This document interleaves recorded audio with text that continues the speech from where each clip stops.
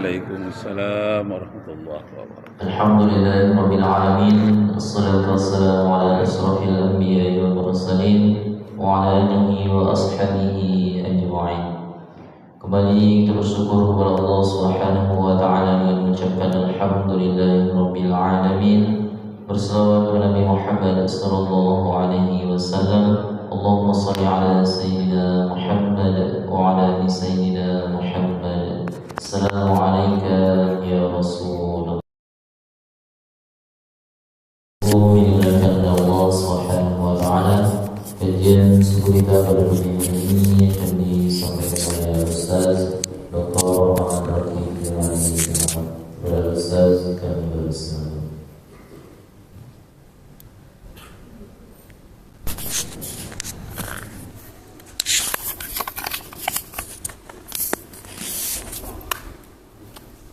Astaghfirullahaladzim.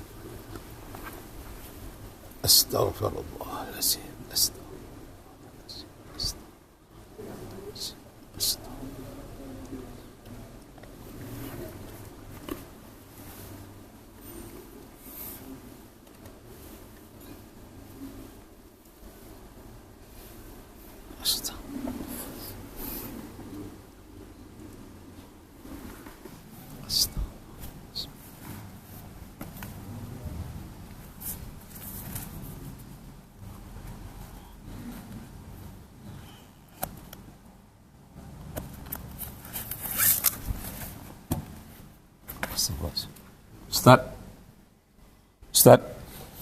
Ustaz Fadil, tolong bagikan ke ibu-ibu 6 selang-seling yang belum dapat minggu depan. Ke bapak 6 pilih-pilih lah siapa.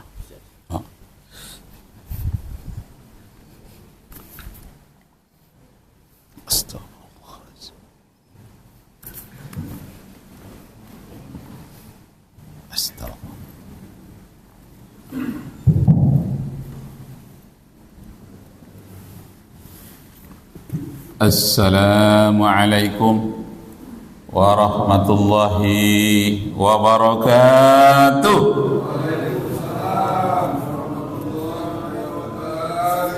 Syukur alhamdulillah kita persembahkan kehadiran Allah Subhanahu wa taala. Salawat dan salam kepada junjungan alam Nabi kita Muhammad sallallahu alaihi wasallam.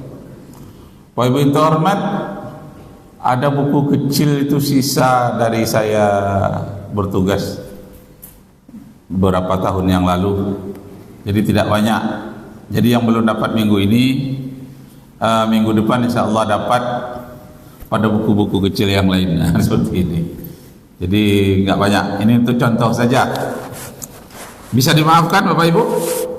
Bisa, alhamdulillah. Buku-buku kecilnya masih banyak, berbagai-bagai bentuk. Kalau ini karena pekerjaan saya dulu mengadakan diklat pendidikan dan latihan. Diklat pendidikan, latihan di Kemendikbud. Saya melatih pengawas sekolah, kepala sekolah, guru-guru, kemudian pegawai-pegawai baru. Itu di tempat kami. Kantor saya dulu tuh di Kulim, dulu namanya BPG, sekarang namanya BPMP. Pernah juga namanya LPMP. Nah, baik, beriman hormat. Kajian kita kalau yang ada di buku ini, kita mengambil ayat Al-Quran surat 7, surat Al-A'raf ayat 27. Saya jadikan moto pada buku ini. Saya jadikan motonya pada halaman awal 3 Romawi. Saya ambil ayat Al-Qurannya. A'udzubillahi minasyaitonirrajim.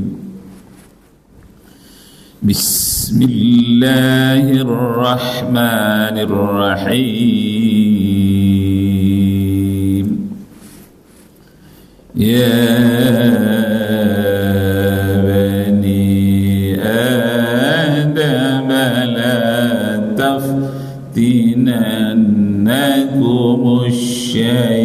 الشيطان صدق الله العظيم. Hai orang-orang yang beriman, kalau di sini ya Bani Adam, hai anak-anak Adam, janganlah sampai kamu ditipu oleh setan. Itu dia. La taftinannakumus syaitan. Janganlah sampai kamu ditipu oleh setan. Surat Al-A'raf ayat 27. Nah, saya jadikan moto pada buku kecil ini. Jadi minta hormat, kenapa ini kita bahas pada hari ini tentang jangan mau ditipu oleh setan. Karena ada yang sedang viral sekarang ini di dunia, viral sekali. yakni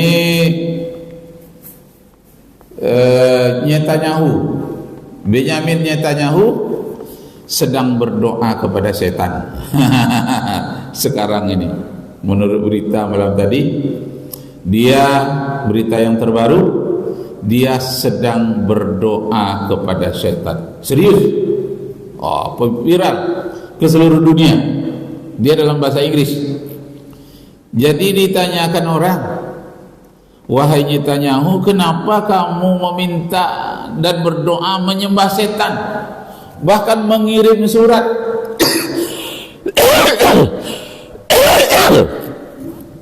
Batuk pula sikit. Bismillahirrahmanirrahim.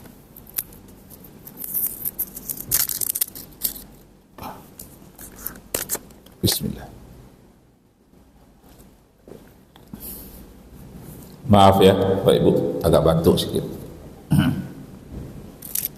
Nah, jadi Netanyahu ditanya orang, mengapa meminta berdoa kepada setan, bahkan menulis surat dikirim kepada setan? Bagaimana lah itu ya? Di manalah suratnya itu ditaruh? Kok mengirim surat kepada setan, mohon berdoa kepada setan? Dan apa alasannya Netanyahu berdoa kepada setan sambil menangis? Terisak-isak dia menangis. Oh setan, janganlah engkau matikan aku, lindungilah aku belum mau mati.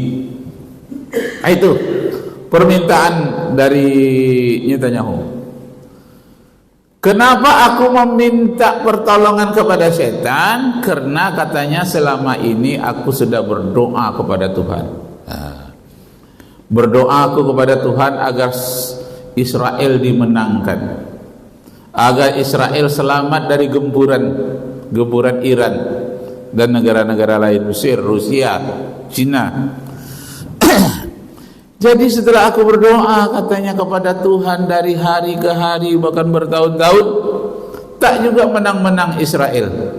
Padahal sudah dapat bantuan tentara yang paling hebat dari Amerika. Mati semuanya di Gaza, dihantam sama apa namanya itu, Hamas. Dihantam. Prancis juga. Jadi Prancis, Inggris, Amerika, Itali itu sudah mengirim yang terhebat, mati semuanya. Nah, kemudian pertahanannya juga yang terhebat. Iron Dome, iron itu artinya besi, dome itu atap besi, dan banyak lagi lapisan-lapisan yang lain, merupakan atap pelindung dari Israel. Yang terhebat semuanya, tentara yang terhebat di dunia, senjata yang terhebat di dunia. Kenapa kok kalah sekali ini Israel? Seharusnya menang, karena senjatanya waktu perang dengan Arab tahun 67 lebih hebat yang sekarang. Kok kalah? Nah, berkali-kali aku memohon kepada Tuhan, tak ada bantuan apapun. Sudah malu saya kepada dunia, katanya. Amerika yang membantu saya juga ikut malu. Janganlah aku malu lagi. Enggak dikabul-kabulkan oleh Tuhan yang dia sebut dengan Yahweh. no accept by Yahweh. Tuhan tidak menerima. Tuhan Yahweh katanya tidak menerima. Tuhan Yehova tidak menerima. Nah, jadi karena tidak diterima oleh Tuhan, berkirim suratlah dia dan berdoa menyembah sambil menangis kepada setan. Oh setan, menangkanlah aku, jangan aku dijemput oleh kematian.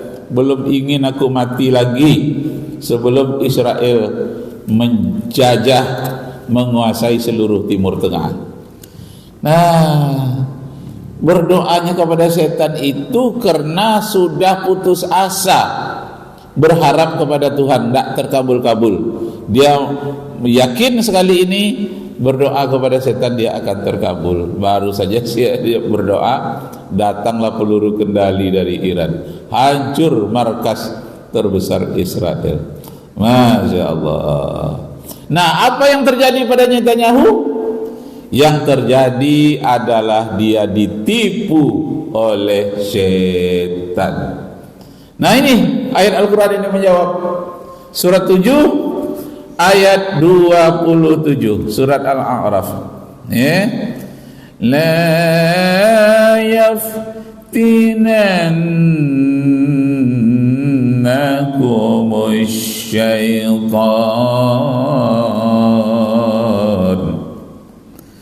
kama akhraja abawaikum minal jannah.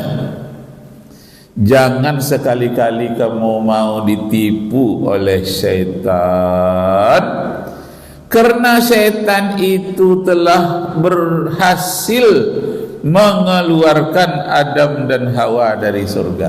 Nah, karena ditipu oleh syaitan, keluarlah Adam dan Hawa dari surga. Ini kisah ini disampaikan kepada kita, menjadi pelajaran kepada kita. Kalau kita tidak ingin menderita, janganlah mau ditipu oleh syaitan. Bagaimana syaitan itu menipu kita? Dia menghasut jiwa kita, ingin menguasai harta sebanyak-banyaknya, ingin punya pangkat setinggi-tingginya dengan jalan yang tidak halal, dengan jalan yang haram. Itu namanya halal haram hantam. Yang penting dia menang. Nah, kemudian dalam ayat ini dikatakan yang pertama, yang kedua masih ayat yang sama. Yanzi'uhuma libasahuma